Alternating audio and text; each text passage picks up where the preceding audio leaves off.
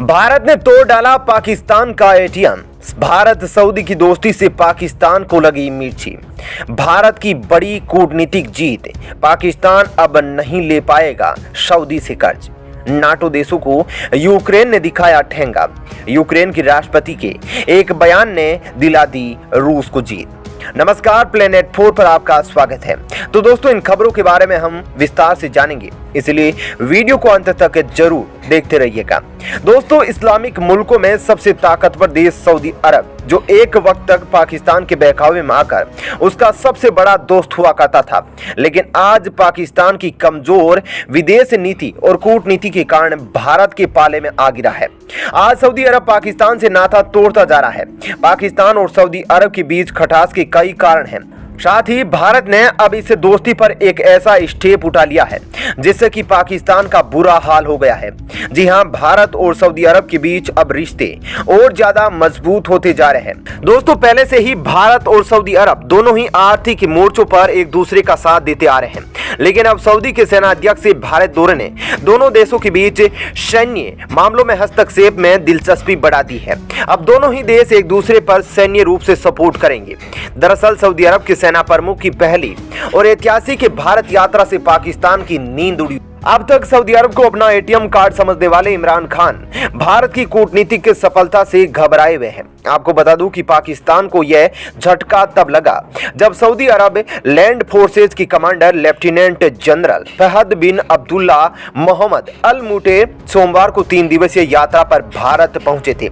उनका नई दिल्ली में गार्ड ऑफ ऑनर देकर स्वागत किया गया, जिसके बाद सऊदी सेना प्रमुख ने भारतीय सेना प्रमुख जनरल MM नरवणे के साथ दोनों देशों के सैन्य संबंधों को मजबूत करने को लेकर बातचीत भी की।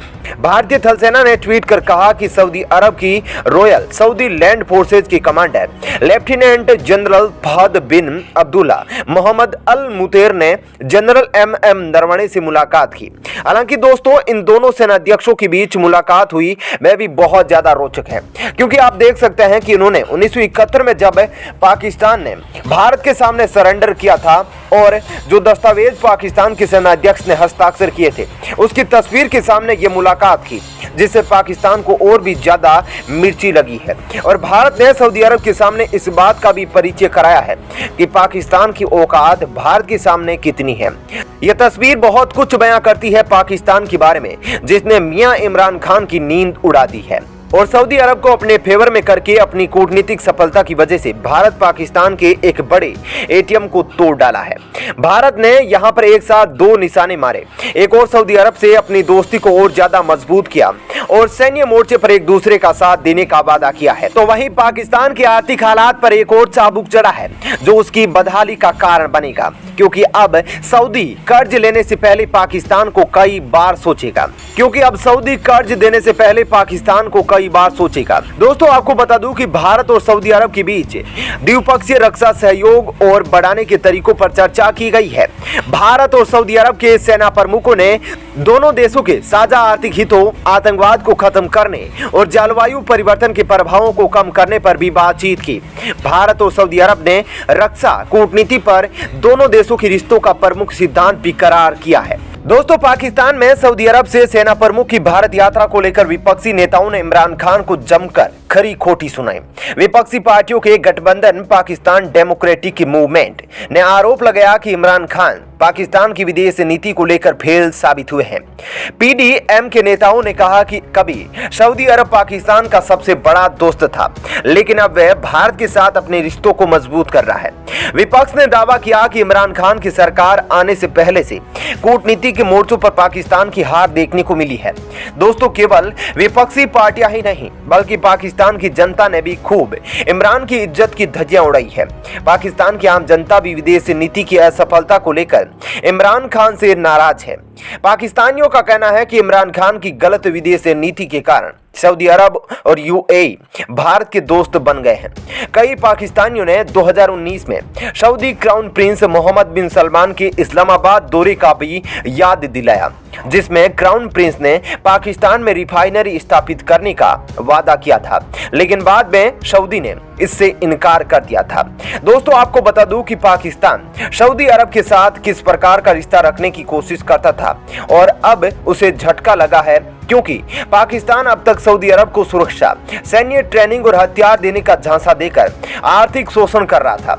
लेकिन अब सऊदी अरब की सेना यमन में हुती विद्रोहियों से टक्कर लेकर काफी अनुभव पा चुकी है। दूसरी तरफ अमेरिका ने भी सऊदी सेना को हथियार और ट्रेनिंग देकर मदद की है, जिसके कारण सऊदी अरब का पाकिस्तान से भरोसा उठ गया है। पाकिस्तान के पास सऊदी अरब को देने के लिए सेना के अलावा कुछ नहीं है। ऐसे में अगर सऊदी को पाकिस्तानी सेना की जरूरत नहीं होगी तो वह खैरात के लिए दबाव नहीं बना पाएगा, क्योंकि सऊदी अरब भारत के साथ अपने रिश्तों को मजबूत करके भारत से सैन्य सहायता प्राप्त कर सकेगा और भारत जैसे अनुभवी देश से लड़ाई का अनुभव और ज्यादा प्राप्त कर सकेगा। वहीं आपको बता दें, दिसंबर 2020 में जनरल MM नरवणे ने भी बतौर सेना प्रमुख सऊदी अरब की पहली यात्रा की थी। इस दौरान वे संयुक्त अरब अमीरात की पहली यात्रा पर पहुंचे थे। इस दौरे पर दोनों देशों की रक्षा संबंधों में मील का पत्थर बताया गया था। उस समय भी भारतीय सेना प्रमुख से सऊदी अरब और UAE दौरे को लेकर पाकिस्तान में जमकर बयानबाजी हुई। पूर्व प्रधानमंत्री शाहिद खाकन अब्बासी ने विदेश नीति को लेकर इमरान खान पर जमकर निशाना साधा था। वहीं भारत में पाकिस्तान के उच्चायुक्त रह चुके अब्दुल बासित ने भी जनरल नरवणे के दौरे को लेकर भारतीय विदेश नीति की तारीफ की थी। वहीं दोस्तों, अब दूसरी खबर की ओर बढ़े तो रूस और यूक्रेन का मामला और ज्यादा पेचीदा होता जा रहा है। यूक्रेन के राष्ट्रपति ने एक ऐसा बयान दे दिया है जिसको अगर सही से देखो तो अमेरिका और नाटो देशों को बड़ा झटका है, क्योंकि यूक्रेन के राष्ट्रपति ने अब अपने कदम पीछे हटा लिए हैं, जिससे अमेरिका और नाटो देश हैरान है। तो वहीं यह रूस की बड़ी जीत माना जा रहा है। दोस्तों, रूस और यूक्रेन के बीच जारी तनाव अब हिंसक रूप लेता जा रहा है। रूस समर्थक विद्रोहियों ने आरोप लगाया कि यूक्रेनी सेना ने युद्ध विराम का उल्लंघन कर गोलीबारी की है। इस बीच यूक्रेन के राष्ट्रपति व्लादिमीर जेलेंस्की ने नाटो में शामिल होने के मुद्दे पर नरमी के संकेत दिए। उन्होंने कहा कि यूक्रेन को नाटो में शामिल करवाने से पहले उनके देश को जनमत संग्रह करवाना चाहिए था। हालांकि पश्चिमी समर्थक यूक्रेनी नेता हर कीमत पर अपने देश को नाटो का हिस्सा बनाने को तैयार है। उधर रूस ने चेतावनी दी कि अगर नाटो यूक्रेन का पूर्ण सदस्य बनने से इनकार नहीं किया तो इससे गंभीर परिणाम होंगे। जेलेंस्की ने कहा कि उनके देश को संविधान में नाटो में शामिल होने की प्राथमिकता को जोड़ने से पहले जनमत संग्रह करवाना चाहिए था। उन्होंने यह भी कहा कि यूक्रेन को नाटो का सदस्य बनाने के लिए फ्रांस और जर्मनी को अधिक प्रयास करने चाहिए। उन्होंने कहा कि मुझे लगता है कि फ्रांस और जर्मनी को यूक्रेन को नाटो में शामिल होने में करीब लाने के लिए और अधिक काम करने की जरूरत है। उन्हें खुद इस मुद्दे में दिलचस्पी लेनी चाहिए और इसके बारे में सुनिश्चित होना चाहिए। जेलेंस्की ने कहा कि रूस अकेला देश नहीं है जो यूक्रेन की नाटो में शामिल होने का विरोध करता है। कई यूरोपीय देश भी ऐसी भावना रखते हैं। ऐसे में आपका इस खबर पर क्या विचार है, कमेंट सेक्शन में जरूर बताएं। साथ ही वीडियो को लाइक और शेयर जरूर करें। धन्यवाद। जय हिंद।